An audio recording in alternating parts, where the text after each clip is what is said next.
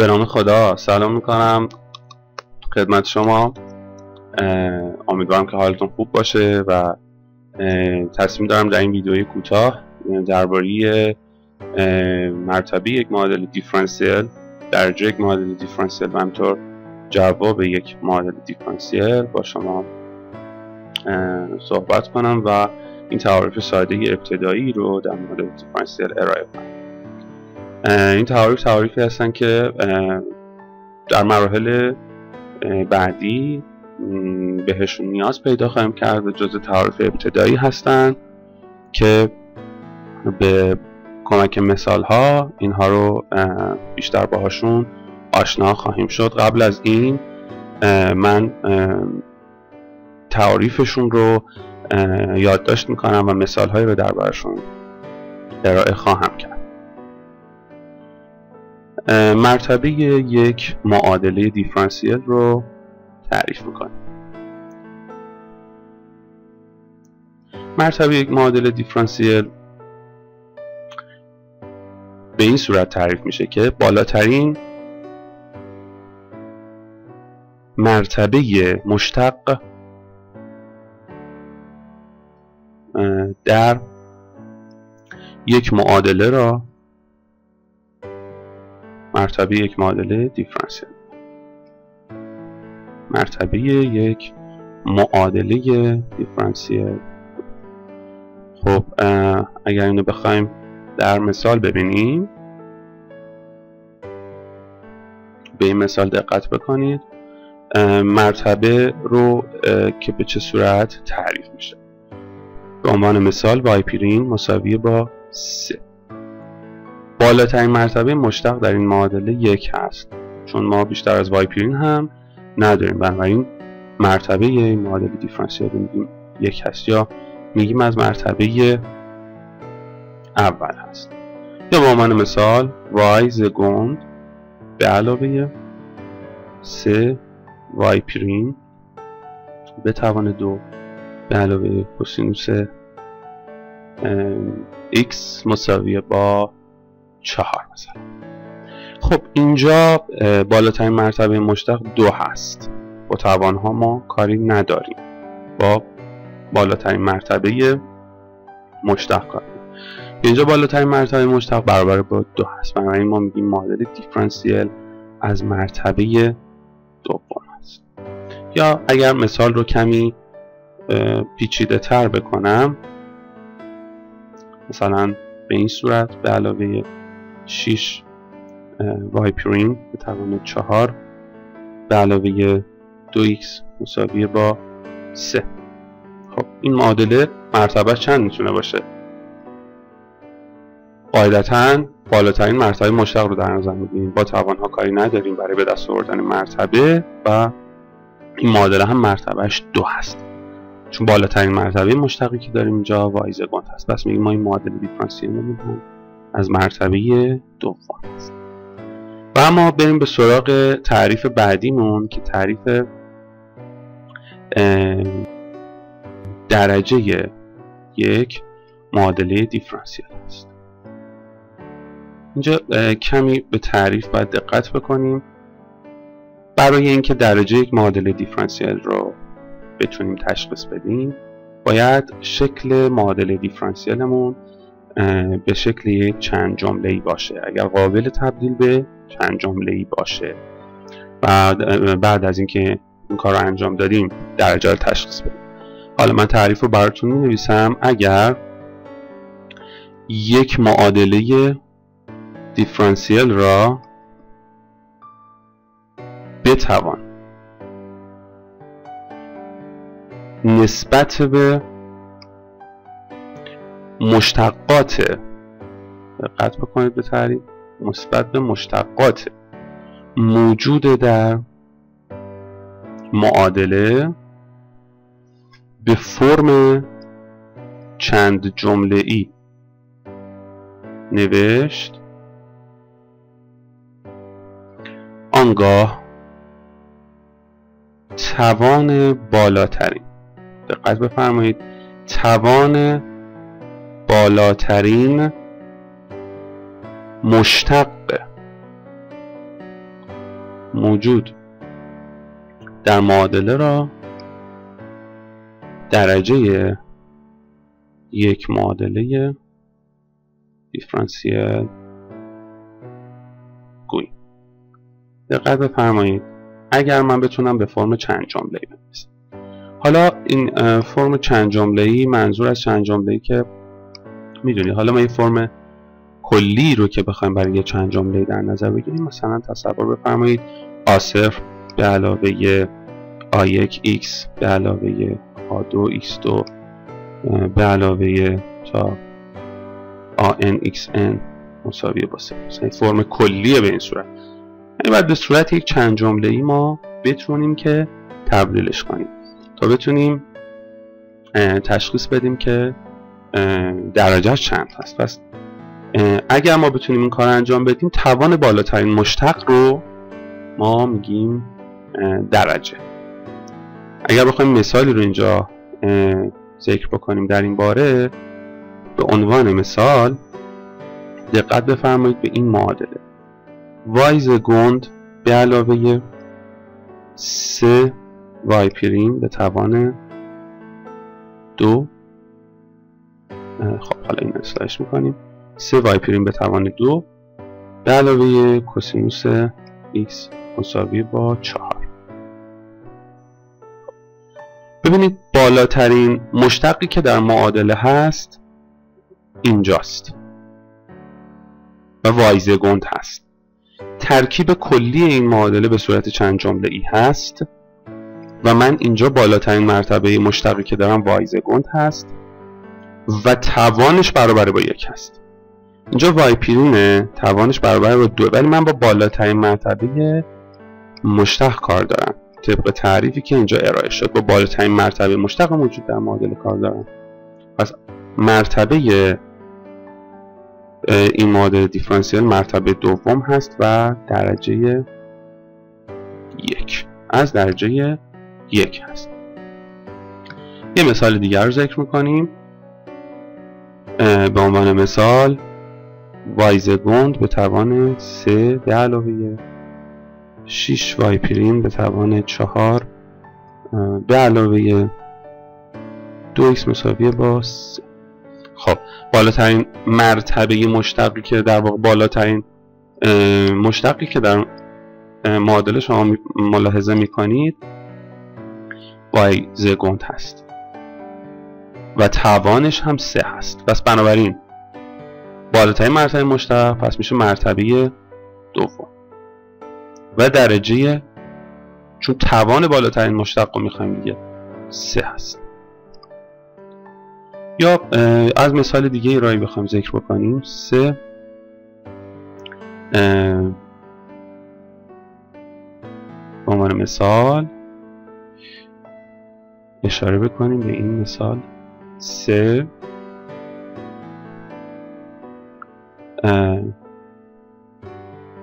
مشتق سوم y به علاوه رادیکال y پریم به توان 2 به علاوه x y2 مساوی با 0. خب ببینید این معادله دیفرانسیل فرم چند جمله‌ای نداره به خاطر حضور رادیکالی که اینجا ما میبینیم. فرم چند جمله‌ایش رو از دست داده، ولی من میتونم به فرم چند جمله‌ای تبدیلش بکنم.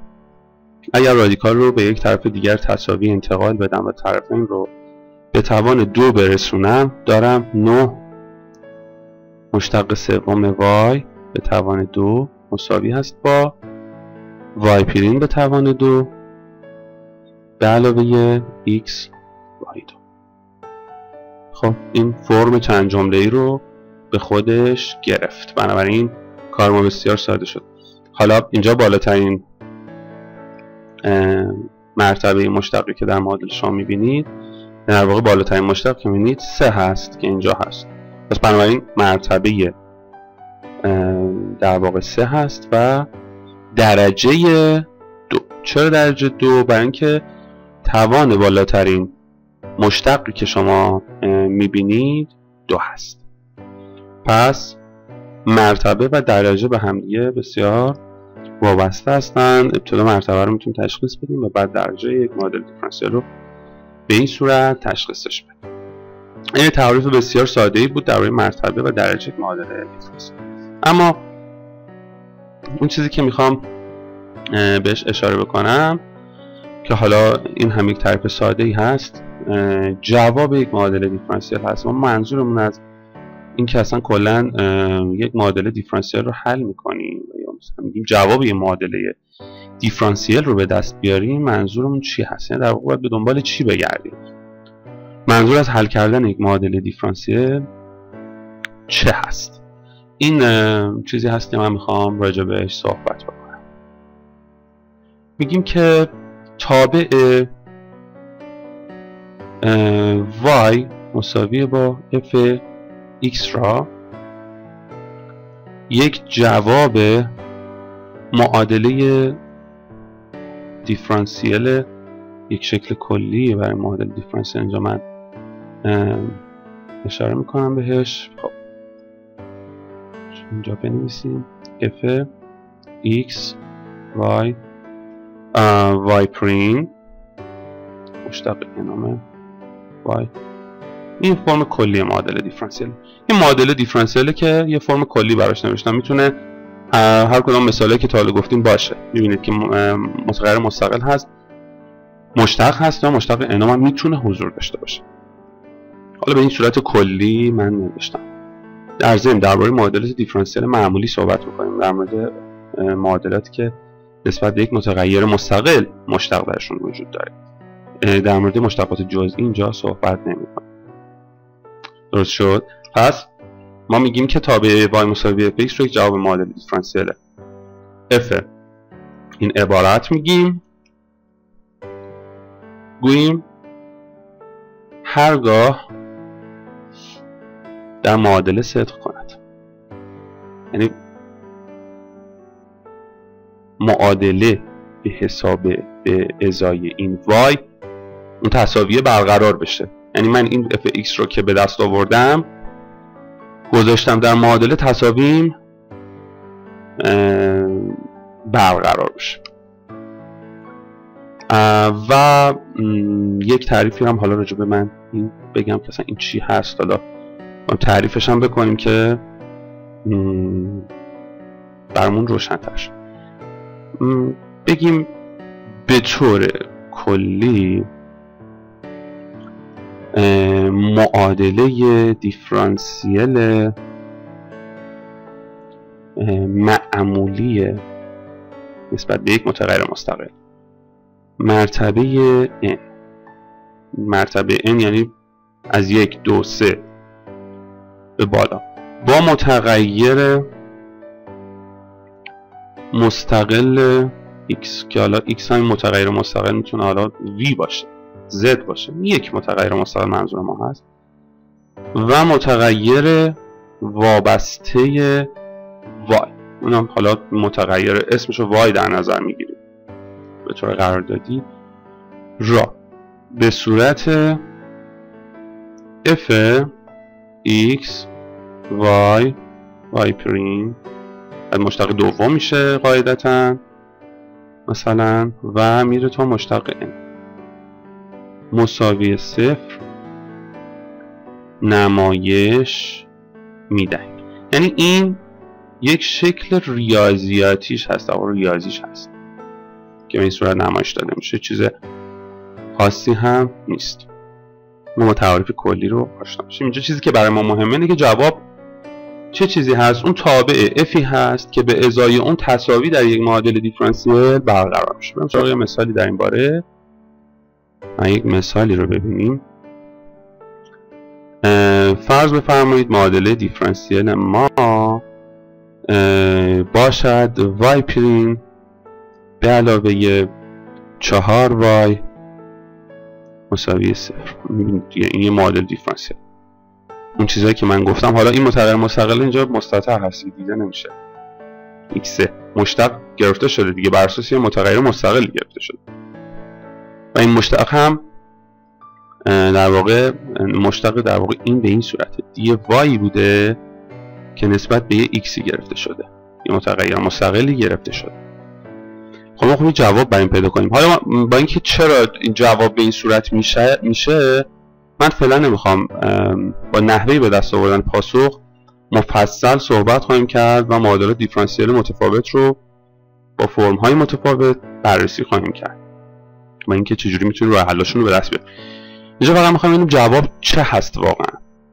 اون تابع y هست مساوی fx هست که به ازای اون این معادله برقرار هست، این تساوی برقرار میشه. حالا ما اینجا میایم ادعا میکنیم که جوابش هست 2i منهای 4x. گفتم که حالا چرا این شده پاسخش رو فعلا ما کاری نداریم، فقط میخوام ببینیم جواب به چه صورت صدق میکنه. خب شما اگر این معادله رو داشته باشید، این معادله رو در نظر بگیرید، من میگم که کافیست که من این رو جایگذاری بکنم درون این معادله. باید صادق باشه دیگه اگر جواب باشه. پس وای پریم رو به دست میارم چون نیاز به وای پریم دارم. منهای 8i منهای 4x. درسته؟ خب اینو من جایگذاری میکنم در معادله. منهای 8i منهای 4x به علاوه 4 ضرب در 2. درسته؟ ای به توان منهای 4x برابر رو 0 خواهد شد. پس بنابراین این جواب ما در این معادله دیفرانسیل هست و این پاسخ هم هست. اون تابعی هست که ما به دنبالش هستیم و میتونیم ادعامون درست بگیم. در واقع اتحادمون برقرار شد. یک مثال دیگه ببینیم در این باره که ذره مفهوم برامون ملموس‌تر بشه. خب فرض بکنیم تابعمون باشه y مساویه با 3 کوسینوس 2x به علاوه سینوس 2x. یه مقدار مشکل تر شد به ظاهر، یا ببخشید. فرض بکنیم که این تابع جواب معادله دیفرانسیل که من اینجا می نویسم باشه به این صورت ایگریزگون به علاوه 4y مساوی 0. خب پس این معادله دیفرانسیل من هست. این معادله دیفرانسیلی که من میخوام راجعش صحبت کنم اینم که جواب هست. خب من ادعا میکنم که این جواب هست. حالا اینکه چه شکلی به دست اومده رو بعدها راجعش صحبت کنیم کرد که این معادله دیفرانسیل مرتبه دوم هست یا اینکه مثلا این معادله دیفرانسیل مرتبه دوم رو به چه صورت باید حل کرد. ولی الان ما میخوایم ببینیم صدق میکنه درش. خب برای اینکه بتونه صدق بکنه باید که در معادله‌ام صادق باشه، یعنی وقتی که من میذارم جای این عبارت ها تساوی برقرار بشه، بتونم تساوی رو برقرار کنم. خب اینجا من وایزگوند دارم، لذا میام باید اون رو به دست بیارم که بتونم جایگذاری کنم. وای پریم رو اول به دست میارم. منهای 6 سینوس 2x به علاوه 2 کوسینوس 2x. درست شد؟ حالا وایزگوند رو از روی این به دست میارم. منهای 12 کوسینوس 2x و منهای 4 سینوس 2x. وایزگوند هم به دست آوردم. حالا اینجا جایگذاری میکنم. وایزگوند رو که دارم برابر با این خواهد بود. پس می نویسم وایزگوند به علاوه 4y مساوی با درسته منهای 12 کوسینوس 2x منهای 4 سینوس 2x به علاوه 4 تا y. درسته 4 ضرب در y. خب y که دارم من 4 رو میذارم پشت سرش در 3 کوسینوس 2x. حالا جا یادداشت نمیشه، ایرادی نداره، من اینو پایین صفحه می نویسم. خب بگذارید به این صورت یادداشت بکنیم ادامش رو. به علاوه 4 ضرب در 3. بعد عبارت y رو جایگزین کنم با سینوس 2x به علاوه سینوس 2x. خب ملاحظه میکنید که این جمع و ضرب بکنیم 412 تا با این میره و 4 هم ضرب در سینوس 2x میان 4 سینوس 2x تساوی 0 برقرار میشه. پس من میتونم بگم که این جواب هست. چیزی که میخوام اینجا بهش اشاره بکنم، مطلبی که خیلی مهم هست، جوابهای معادله دیفرانسیل هست که میتونه، حالا میخواستم برای جواب عمومی و جواب خصوصی صحبت بکنم. من یک اشاره کوتاهی درباره این تعریف هم میکنم. یک معادله دیفرانسیل میتونه بی نهایت جواب داشته باشه. ما راجع به این مفصل توضیح خواهیم داد و نمیخوام بحث ادامه پیدا کنه، طولانی بشه و خسته کننده. میتونه جواب عمومی داشته باشه و میتونه یک جواب خصوصی داشته باشه که درباره جواب عمومی و جواب خصوصی، جواب عمومی یک معادله دیفرانسیل و جواب خصوصیش در ویدیوی بعدی براتون صحبت خواهم کرد مفصل. فقط یک آمادگی ذهنی داشته باشید که ما برای معادله دیفرانسیل جواب خصوصی و جواب عمومی در نظر میگیریم. اون چیزی که روشن هست اینجا که یک جواب خصوصی به ازای یک مقادیر خاصی از جواب عمومی حاصل میشه. و حالا ما راجع به جواب ها صحبت کردیم، در مورد تفکیک این جواب ها هم صحبت خواهیم کرد در ویدیو. امیدوارم که خسته نشده باشید و براتون مفید واقع شده باشه. خیلی ممنون و متشکرم از اینکه وقت گذاشتید. ازتون خداحافظی میکنم تا یک جلسه و یک ویدیوی دیگه. خدا حافظتون.